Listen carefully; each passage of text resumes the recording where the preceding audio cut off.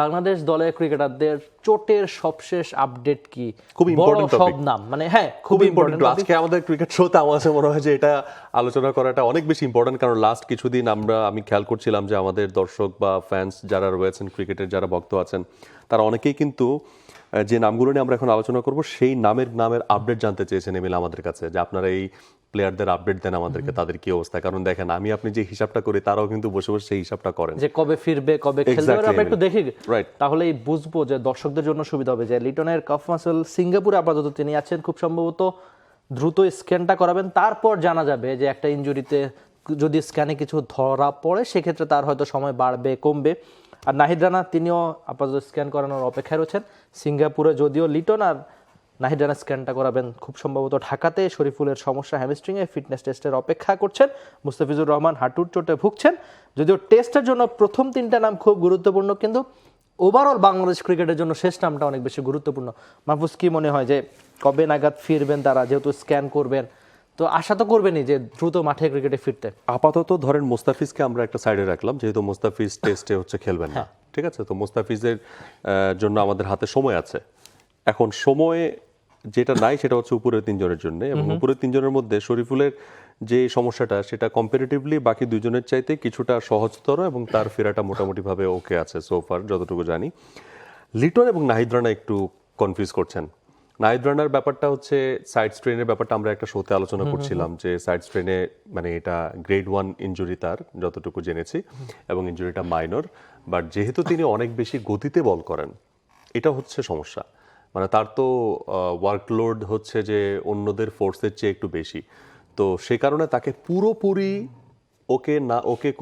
ওকে করা ছাড়া তাকে মাঠে হয়তো বা ক্রিকেট বোর্ড অ্যালাউ করতে চাবে না, কারণ সামনে সাউথ আফ্রিকার মতো একটা বড় সিরিজ আছে, ইন্ডিয়া আসলে তাদের সাথে খেলা আছে, তো ইম্পর্টেন্ট সিরিজ আছে অনেক। আবার এটাও ইম্পর্টেন্ট, কিন্তু এখানে হ্যাঁ এটাও ইম্পর্টেন্ট, বাট এখানে ওই যে 50-50 চান্সে ঝুঁকি নিবে না, এটা হচ্ছে বোর্ডের সো ফার অ্যাপ্রোচ যতটুকু জানতে পেরেছি। প্রথম ম্যাচে নাহিদ রানা 50-50, ওকে, এটা হচ্ছে একদম মানে আপনি শিওর শট ধরে রাখতে পারেন। এটা এখনো পর্যন্ত 50-50, এখনই বলা যাচ্ছে না whether he will be available or not. তার ইনজুরিটা মাইনর, কিন্তু ওয়ার্কলোড ম্যানেজমেন্টে যদি তিনি ওই সময়ের আগে নিজেকে ফিট করে ফেলতে পারেন, ফুল রিদমে চলে আসতে পারেন, then he will be playing. But full রিদমে আসবেন কিনা। তবে একটা জিনিস এমিল খুব ভালো হয়, যদি 4জন পেসার খেলানো হয় বাংলাদেশের 11-এ, তাহলে নাহিদ রানার উপর লোডটা একটু কম পড়বে। ওকে, তো সেক্ষেত্রে নাহিদ রানা প্রথম ম্যাচ খেললেও ওই যে 50-50 যে একটা ইস্যু আছে, ওইটা মনে হয় কিছুটা ম্যানেজেবল হবে, মানে তার ওয়ার্কলোড কমে আসবে। তাকে যদি ধরেন একদিনে বাংলাদেশ 80-85 ওভার বোলিং করে, এবং সেখানে যদি তাকে ধরেন 25-26 ওভার করতে হয়, আপনি 25-26 বলছেন, ধরেন আপনি তাকে দিয়ে একটু তার উপর লোড দিচ্ছেন, তিনি ফুল রিদমে আছেন মানে সুস্থ অবস্থায়, সেখানে আপনি এই মুহূর্তে তাকে যদি 15-16-তে রাখতে পারেন, আই থিঙ্ক অতটুকুতেই কাজ হয়ে যাবে, কারণ তার তো কাজ হচ্ছে নতুন বলে ইনিশিয়ালি পেস জেনারেট করা। বাকিটা ধরেন শরীফুল, তাসকিন, হাসান মাহমুদ, 4জন পেসার আপনি খেলান।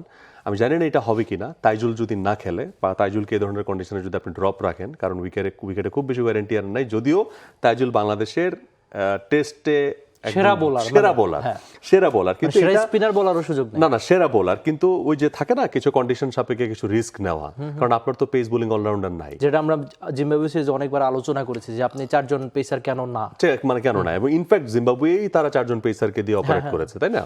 তো অবস্থা সাপেক্ষে যদি সিচুয়েশন ডিমান্ড করে আপনি অপারেট করলে আপনার যে বাধা ফরম্যাট আছে সেখান থেকে ভাঙলে এটা তো কোনো দোষের না।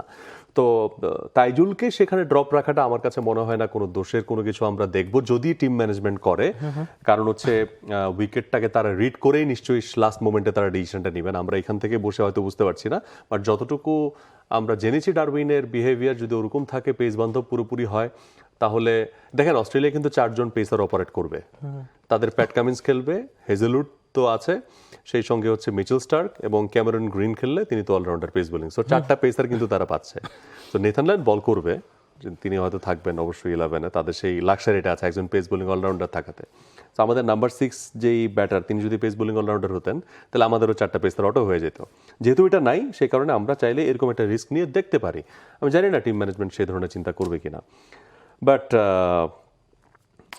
লিটনের কামব্যাকটা এই মুহূর্তে কনফিউজিং অবস্থায় আছে। সো নাহিদ রানা লিটন প্রথম টেস্টে পান কিনা ইউ নেভার নো।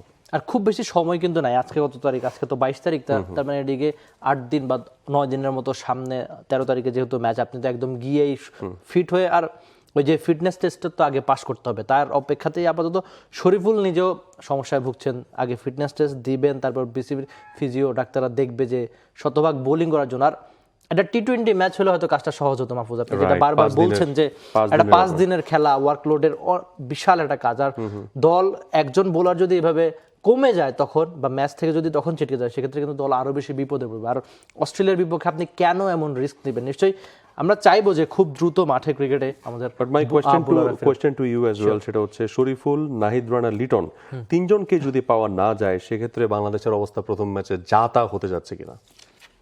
বাস্তবতা তা বলে, বিশেষ করে বোলিং ইউনিটে আপনি যখন নাহিদ রানা শরীফুলকে পাবেন না, বাকি পেসার হয়তো আপনাকে খালেদ অথবা মুশফিক হাসান, খালেদ ইবাদত এই জায়গাতে হয়তো আপনাকে ব্যাকআপ দিতে হবে, হয়তো আবার মানে স্কোয়াডটা তখন অন্যরকম হয়ে যাবে, অন্যরকম হয়ে যাবে।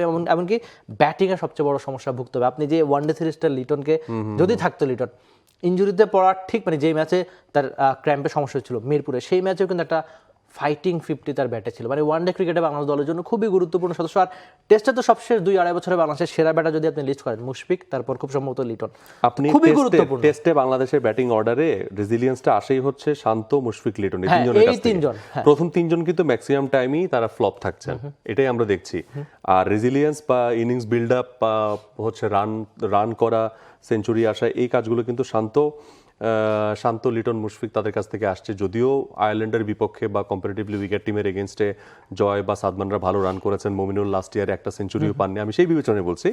তো সেখান থেকে আমরা টাফার অপোনেন্টের ক্ষেত্রে দেখেছি তিনজন ব্যাটার সবচেয়ে বেশি রেজিলিয়েন্স দেখান। আরেকটা ব্যাপার মাহফুজ বেশ গুরুত্বপূর্ণ, আপনি যেহেতু ব্যাটারদের প্রসঙ্গে আনলেন, আপনি চিন্তা করেন যে বাংলাদেশের বেশিরভাগ ব্যাটিং ইনিংসের ক্ষেত্রে কি হয়, টেলেন্ডারদের নিয়ে লড়াইটা করতে হয়। যদি আপনার ওই প্রথম টপ অর্ডার খুব বেশি বড় রান করতে পারছেন না, আপনি তাদেরকে, আর এখানে তাদের কাজটা কঠিন, যে তাদের কাজটা হয়তো প্রথম 30 মিনিট 1 ঘন্টা পার করে দেওয়া, যে বাকি ব্যাটার এসে রান করবে। এখন বাকি ব্যাটাররা, এই যে লিটন, দিনের পর দিন তিনি কিন্তু টেলেন্ডারদের সঙ্গে রান করছেন। আর এই গুণটা কিন্তু খুব বেশি, আপনি বিশ্ব ক্রিকেটের কথা চিন্তা করেন, খুব বেশি ব্যাটার কি পারে যে টেস্টে দিনের পর দিন টেলেন্ডারদের সঙ্গে নিয়ে রান করতে? আপনি যে দেশের মাঠের কথা বলছেন, রাওয়ালপিন্ডিতে যে বাংলাদেশ জিতলো, সেখানে মিরাজ আর লিটন প্রত্যেক ম্যাচেই বড় রান করেছেন। নিচের দিকে নেমে রান করাটা সবচেয়ে বেশি গুরুত্বপূর্ণ। এই জায়গায় যদি না থাকে, তাহলে বাংলাদেশ রানটা করবে কখন, কোথায়? এজন্যই বোধ করি লিটনের অভাবটা সবচেয়ে বেশি দল মিস করবে। For more updates, subscribe to our YouTube channel and click on the bell icon. Follow us on Facebook and Instagram. Download T-Sports app to enjoy exciting games and highlights. Visit tsports.com.